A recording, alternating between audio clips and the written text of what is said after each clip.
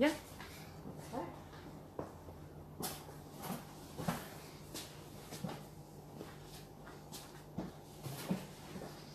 Alright.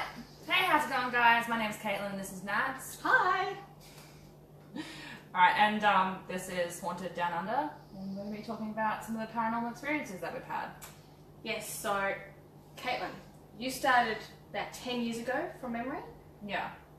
Tell me about that. How did you get into the paranormal? It was kind of like a random interest that I had. It wasn't really like I needed to kind of get into it. I just kind of got fascinated by it. I mean, Ghost Adventures. It's pretty. That happens for everyone. You watch Ghost Adventures and... Yeah, you kind of get hooked on it. And then I met someone who kind of introduced me to it. I went along to my first ever investigation and I kind of got hooked on it. It's really interesting, like being in a situation where you can't explain something.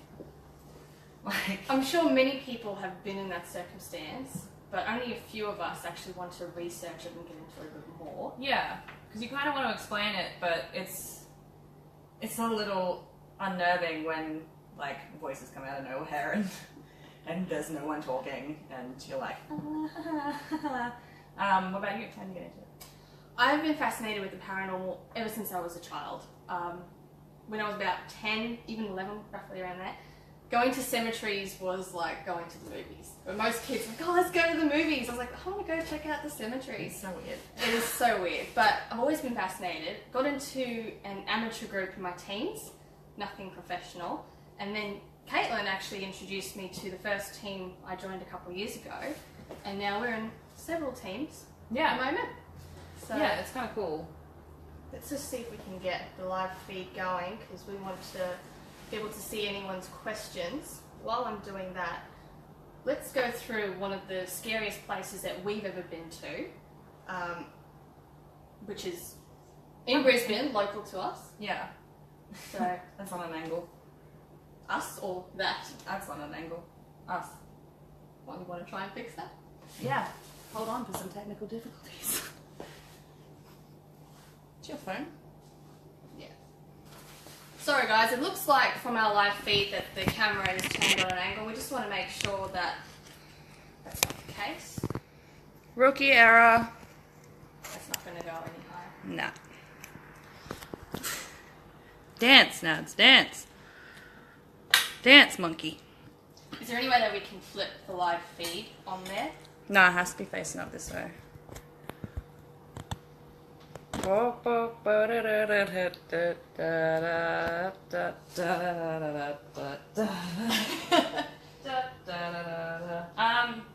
So talk about some of your personal experiences while I fix this. Okay, I can talk about the first experience that I had, proper experience on a paranormal group, and that was when Caitlin introduced me to one of the groups that I work with. And we went out to a haunted location, first time the whole team had ever been there, and it was a park. So I'm thinking... Like a child park. Yeah, where kids go and play. I'm thinking this place isn't haunted. I was scared for nothing, so I was terrified that night. And we go and do an EVP session. So for those who don't know what that is, EVP is electronic voice phenomenon. Basically, we will ask questions on a recorder, and when we play it back, sometimes we'll hear voices actually respond to our questions that we didn't hear out loud at the time. And this was a classic example of an EVP that we caught that night. And we heard this voice of this boy or a man. It was definitely a male's voice. And I just remember being terrified. I was so scared. It was maybe midnight. We're in an isolated park in the middle of nowhere. And I'm thinking, I'm going to die. But You're going to die in a child's playground. yeah, but the interesting thing though that I find is the more you investigate, the more investigations you go on, the deeper that you dive into this industry, the less scared that you get. It sort of becomes second nature, that you go and hear these voices and you know something's around you, but it's no big deal. So that was probably one of the first proper paranormal experiences I had that I couldn't explain. It was on a recorder, I was there, witnessed it. But yeah, so that was probably one of the first ones. More recently, we actually went back to that same park, maybe about, what was it, a week or two ago? Yeah, I think a week ago. about a week ago. And we had the same voice come through saying the exact same thing. So yeah, it was interesting. We can't explain it. We try and debunk things. That's our motto. We don't just assume everything is paranormal. We do try and debunk things and explain it. But there's no one else there besides us at the end of the day. No. It's an isolated park. No one around us. So that would be one of mine. But I do know that you've had some pretty crazy experiences at another place in Brisbane. Do you want to tell us about them? Yeah, it's just this, it's the same kind of thing. It's a park in Brisbane. It's nothing like crazy or special. Like if you walk in there through the day, you'd think nothing of it. And that was the first place that I actually got taken to on an investigation as well. That would be terrifying. That place is no joke. Yeah, like it's kind of creepy. I mean, I'm not gonna lie. You go into this car park, which is at the top of this park, and then you walk down this hill, which not a bad exercise life. But you walk down the hill, and then like back in the day, it's now closed off. So we've actually got special permission to be able to go in there, but we have to go around the back way. But they used to be all open, and you walk through these like gates, which are barbed wire, but it was open, and then down into this tunnel. And I don't know, when someone kind of tells you about a haunted tunnel, you think that it's going to be this like terrifying, dark, like dank, gross kind of place. Dingy kind of place. Yeah. Cobwebs and that sort of thing. Yeah, and it's not. It's actually like, It's not. it's super nice. It's well Well lit. lit. It has like lights along the whole thing. Yeah. So it was kind of like when I got there, I was like, oh, this isn't particularly scary. Were you a bit disappointed? Were you expecting like I horror movie know. style? I was expecting some like abandoned tunnel, middle of nowhere, spiders, snakes, and all sorts of things. But it was honestly just like a normal park, and like people used to walk through there as well, like people on skateboards. Yeah, it used to be a public. It used to have public access, but for some reason they closed it off when they built another area that was a bit safer because that actually goes underneath train tracks, active train tracks. So there's some theories that we came up with that the active train track lines and the energy from that, the electromagnetic fields off the train tracks, could be a reason why that tunnel was so haunted at the time. Yeah. So I have no idea.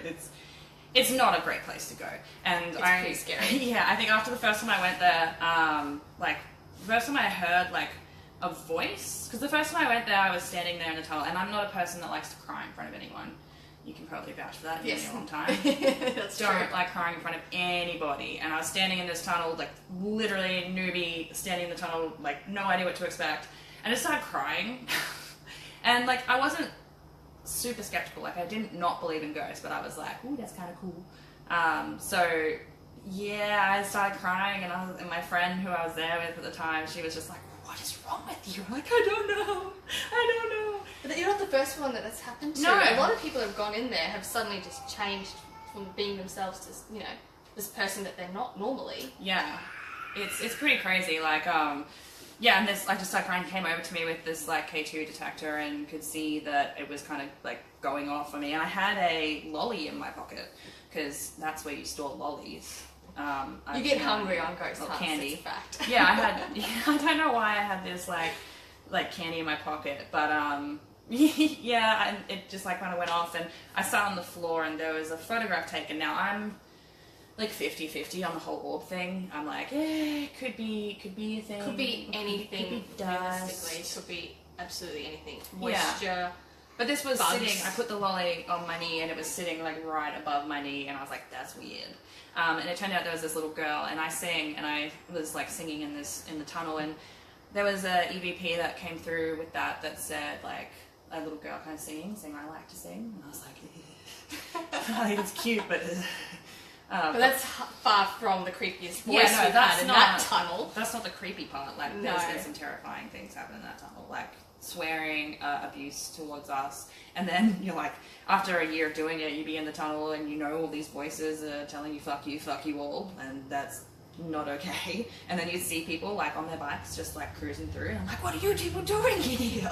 They've got no idea. It's so dangerous. They've got no idea of Yeah. what's happening around them. And I remember the first time you took me there, Yeah. and she's been telling me for years how crazy this place is and all the stories. So as you can imagine, I'm absolutely cacking myself. I'm terrified. So we get to the car park, and all you see is pitch black, darkness, because you've got to walk down to the tunnel where the light is. It's just complete darkness. Yeah. And we get down in there, and I just remember feeling scared. And then all those voices started coming through. So we can go into that in another episode of what we caught with different investigations. But yeah, it's probably up there with one of the scariest places that we've been to. Yeah, I would say it's like we don't really go anywhere abandoned or like that because it's just dangerous. I don't know. I'm actually like, I know Nads was talking before about how you kind of get used to it and you're not very scared anymore. I'm opposite. I am always terrified, and I'm not generally terrified of like... No, you're scared of humans. I'm scared of humans. I'm not scared of ghosts. She's scared of people being there and jumping out at her or something like that. I'm scared of being like attacked or something. I'm just like, oh yeah, let's wander in here on our... I'm like, what if there's a human in there and he's going to rob us? This is not acceptable. I'm not okay with this. So I'm way more scared of like actual humans. So I think like it's also like dangerous going to those like abandoned places because, you know, there's anyone could be hiding in there. For those watching in America, here in Australia, it's completely different. Abandoned houses, abandoned hospitals, all sorts of places like that, they are so strict on security that no one can get in. You can't even sign waivers to allow you to go in for the night. They completely do not allow it. Whereas in America, you see all the ghost shows, like Ghost Adventures and Ghost Hunters and those sorts of types of people going into these things. They just sign waivers. I've seen Zach Bagans do it. He just signs a waiver and they go into these places that are completely unsafe. Unheard of in Australia. They won't let you go near it. Yeah, no, won't touch it with a 10-foot pole. Which is kind of disappointing. Like, I would feel comfortable going into a location if, you know, the authorities were notified and possibly even there. Because I'm a panicky person. I'm a real panicky person. Like, I'm an only child. I was brought up being told, you know, we don't have a spare, be safe. So, like, it was kind of just instilled in me as a child, like, be careful of strangers. And I'm like, yes, agreed. So now I'm an adult. I'm like, who are you? What do you want? There's a person walking near us. Like, oh my God. So I think the biggest unnerving part about that, it'd be really cool to go to those locations, but if you get caught in those places, it's not like a slap on the wrist. It's a fine. Yeah, and they take it quite seriously as well. So I've heard of many cases, even a place local to us, maybe about an hour away. There's an old abandoned mental hospital. Yeah. It's completely guarded. Looks so cool. If you get in there, you will be charged with trespassing and all sorts of other things like breaking and entering, all sorts of things like that. So they take it pretty seriously. But we are lucky to have the locations that we do go to because they are so haunted. Yeah. A lot of tragedies happen at those places, and that's how we find them. So yeah. It's pretty intense, like, and you find there's always at least like something. Like, you go to these places and you will spend hours, and I'm not talking like an hour, I'm talking like 3 to 4 hours doing nothing. You're standing there talking to yourself, really, and then listening back to it. But there's always that chance that we get a voice, and it happens often, and we hear these EVPs, and it's absolutely incredible. It's absolutely incredible. I love it. It's like the thrill for me is hearing something talking to me. Yeah, I think so. We used to have the recorders out, and then we would stop and like every minute or 2 minutes and play it back and listen to it. And then I figured out that if you put headphones in the actual recorder, you can listen to the live like recording of it. So sometimes when you play it, you'll hear a voice come straight through it. You're literally hearing it in real time, whereas everybody else around you can't hear it. Yeah. But I notice sometimes when that happens, it sounds like a breath instead of tone in voice. Yeah. And you play it back and it's a complete sentence, but you can hear something odd. It happens all the time. It's pretty cool. I don't like that at all. It makes me severely uncomfortable. I'm okay with it. I'm fine with the playback. I'm fine with like, let's record it for 2 minutes, play it back, listen to it, see what we get. I'm so not okay with being like, is there anybody here? It's like, yes. It's like, I don't want it. Why don't you tell everyone about the most recent EVP that you got on the bridge? Oh, okay. So on the bridge, like we went at this investigation we did last week. A week or two ago. Fortnight. We were walking along this bridge, and it's a suspension bridge, so it is like kind of wobbly. And there was 4 of us on the bridge, and we'd walked over that bridge like so many times before, like just ridiculous amount of times. And we were coming across this bridge and noticed that it started to like shake like a lot. Usually, I mean, we have one member of our group who always likes to play tricks on me, and he'll like come up behind me and touch my neck, and I'll like freak out. But I was behind all of the guys. There's 3 of them. They were standing in front of me, and I was filming, and I was watching him. He wasn't like shaking it, and the bridge from what we were walking just started to sway so violently. I actually almost fell over, but unfortunately, my camera that I bought is a fancy one that has like auto image stabilization, so the video looks like completely normal. But it was swaying so violently, and I actually had to catch myself because I almost stacked it. And we were like, "What? That doesn't usually happen here." And that's then, never happened there, it hasn't ever, and we go there quite often. Yeah, and we got to the end of the bridge. I filmed this whole time we were walking up, and we get to the end of the bridge, and one of the our team members had the headphones in. He's like, "Oh, I think I caught something." So we're like, "All right, stop it, play it back." And he caught a voice that said, "Did you like that?" Like a female voice that said, "Did you like that?" And it was really... I wish I was there for that. I was at base camp. We're a big team, so we have to split, so Yeah. we're not all at once at the same place. So I was so devastated that I missed that one. It was really creepy because this bridge is like, there's a light down one end of the bridge, but you have to walk through this path that's around all this bush, and then you get to the bridge and it's dark, and you're like, and then You're over water too, you're over which is water, terrifying as and well. like I always have that feeling that I need to throw something in water. Like when you're like, in a moving car, I can't hold things because I just want to chuck them out the window or like throw them off the edge of stuff. So I'm like holding my camera, just don't throw it. But yeah, it was really weird because we recreated that. We recreated the walk up and back like 3 times to double check that it wasn't like us, because I definitely would say it was us towards the end because we were trying to catch ourselves and make sure we were stable. We were making it shake towards the end. Like, you can't help that kind of thing. But the initial sway of it, that was... Well, when I went on there, I tried to get it to do that, and I couldn't. Yeah. It just didn't happen. So, a lot of unexplained things. Definitely. What about what's your craziest EVP you've ever caught? My craziest EVP would probably be... Like personally caught? Personally caught would have to be a private investigation that I did. This place, wow, crazy. This house was just crazy. Walk in there and I just felt sick to my stomach. I don't react to anything paranormal. I'm skeptic. I go in thinking that there's nothing there. I don't know why. I honestly put it down to my dinner. I thought I just ate something that's going to play with me later. But it was funny though, because when I stepped out the house just to catch my breath, I was fine. And when I walked back in, the other team members were saying I'd have like bloodshot red eyes and pale and sweaty palms, like really anxious. It was a terrible feeling. But the EVP, there's actually a couple of them in the series. So it was during our client interview, and there was this violent scratching downstairs. So it's a 3-story home type thing, but it's a split level, so you can hear upstairs and downstairs. And we're on the middle floor, and we could hear this violent scratching. It sounded like a dog going like this on wooden floorboards. So I turned to the client, I'm like, "Do you have a dog downstairs?" She's like, "I don't own any pets." So my hair raised on my arm, like, this is fantastic. I've grabbed my recorder and I've run downstairs. Yeah, I know. But I was in the middle of setup, so I sort of just said, if there's anyone here, just let me know, the general chit-chat that we have. And I left my recorder downstairs. And when we played it back, it called me a coward. It said coward because I walked away. And then a few minutes later it said, "I'll get ya." In this American accent, "I'll get ya." Well, that sounds Aussie as all hell. But... Picture it in an American accent. So that one was one of the coolest ones that I've caught.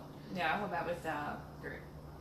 With the other group would be at that same park that we were talking about before. Actually, yeah, it's personally to me, yeah, it'll be at that park. And it was myself and one of the guys that went off on our own. And I was hearing static on our recorder, which is a bit unusual. That never happens unless we generally feel something around us. Just that energy that you feel. Yeah. And I could feel like the hair on my legs, my arms stand up, and it's just like that staticky feeling you get behind your neck. You get so excited about this. I know, I love it. I love it. So I'm like, I can feel you. I can feel that you're here. Just say something. And then it said, "Just over there," which was interesting. It's the same voice that I reckon it's the same voice that we get all the time there. So, Yeah, it has the same kind of tone to it.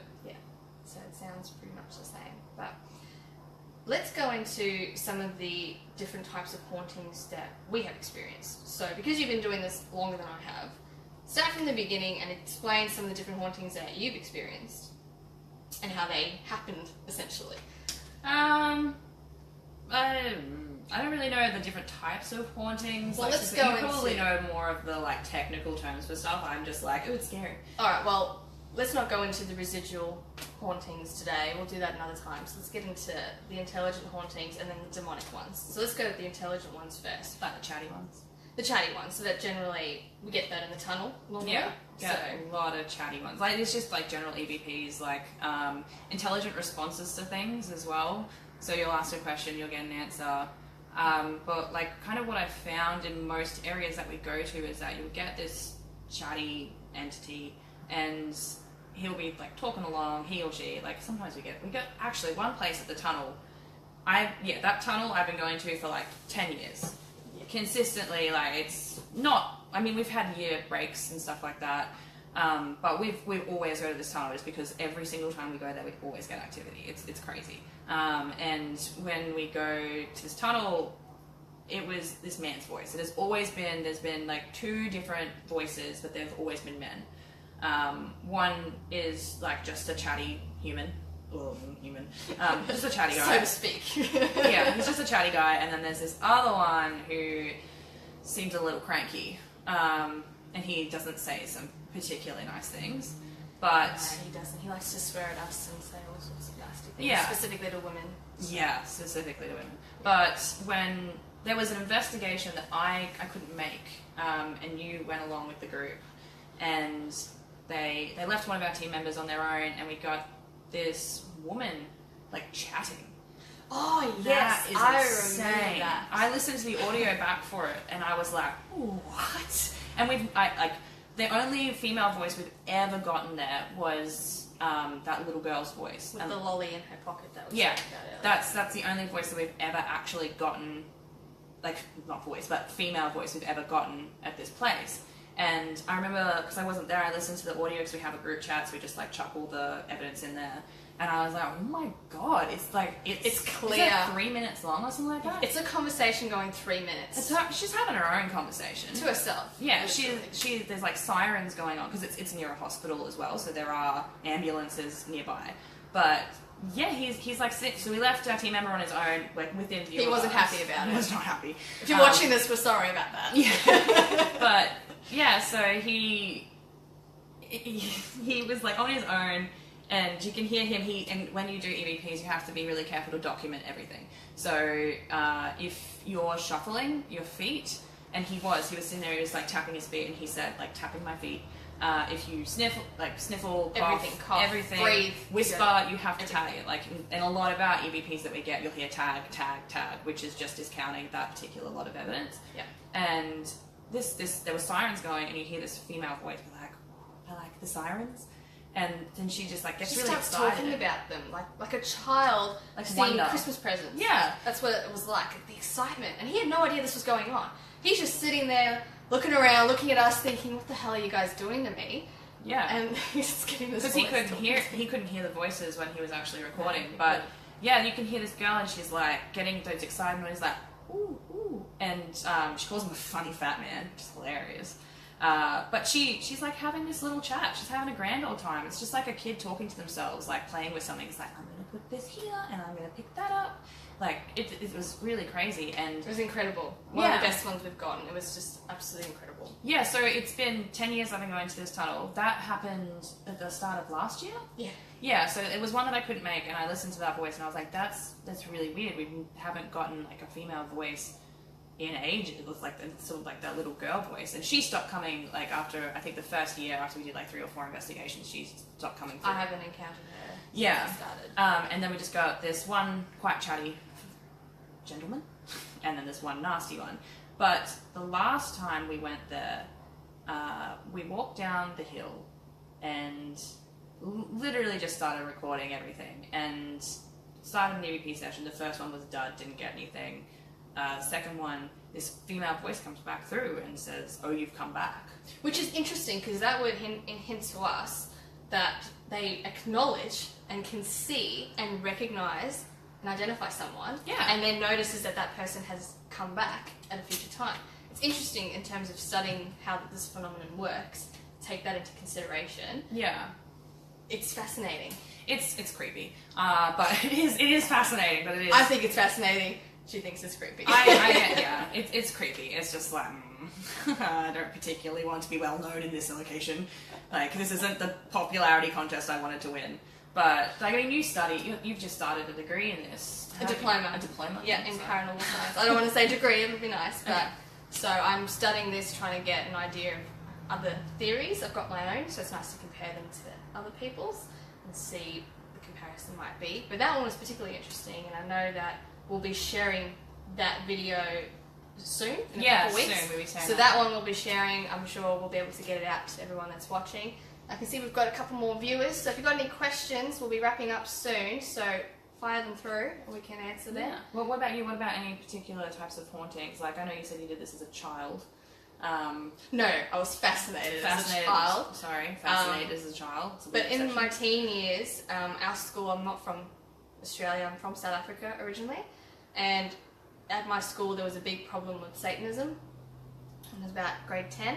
It was a big problem. It was actually probably the biggest problem I had in school, and we had a lot of friends that were affected by it. So diving into that side of things where it's a bit more demonic, that's a little bit terrifying with the unknown, but we do encounter those types of entities as well in this line of work. It's never pleasant, but we do. We won't go into those tonight. That'll be for another episode, and we can go into all the questions people might have about demonic hauntings. While you do that, I will just say something that's really funny, so if you want to check the questions. I'll check the questions. My favourite thing about, like, bringing new people into the group, which was my favourite thing about bringing Nads into She's like, evil, my group, honestly. is, like, she says, you know, once you first have a go at it, you see, like, it's kind of terrifying. Like, it's scary, but then you get used to it. But my favourite moment is seeing the new people who come along and, like, hear that voice and just absolutely shit themselves on the first. Like, I remember sitting next to you and I was like, I think in the video, there's a video of it and I'm just laughing and I'm just like, yeah, you like that? And you're like, no. You were not okay. That's my favourite part, is I'm used to it. I keep my scaredness hidden. If you actually look at my face, I'm like, oh my god. But I don't really verbalize how terrified I am anymore. No. But that's my favourite part about new people coming on investigations, is watching their face when they get that first voice that comes through. And we've had it recently. Like, I had two of my friends join our group, and one is very skeptical. Like, I've been talking to him about this paranormal group that I've been a part of for years, and he has been telling me for years that it's bullshit. And he came along on an investigation once, out of curiosity, and he was like, "You can't explain it." That was the thing. He's just like, you can't explain it. It's really weird. Like, That's the best part. Yeah, and he was just like, and now he comes along on all the investigations with us. Which is essentially why I started too, to get answers. So Any questions? no questions, but we have a viewer, Mark. I don't know if you're still watching us, Mark. You are a researcher in paranormal communications, so we're definitely going to have a segment about that, because I love all the ITC equipment, all the experimental equipment. I've actually got some myself. They're all behind me, but we will go into that another time. There's no other questions, so thank you guys for joining us on our first show. Yeah. Sorry about the technical difficulties in the beginning. Yeah, I mean, we won't do that again. Mistakes were made. But thanks for KCAT Media for hosting this, and yeah, thanks for watching, and We'll see you next time. happy hauntings. Happy hauntings! Alrighty.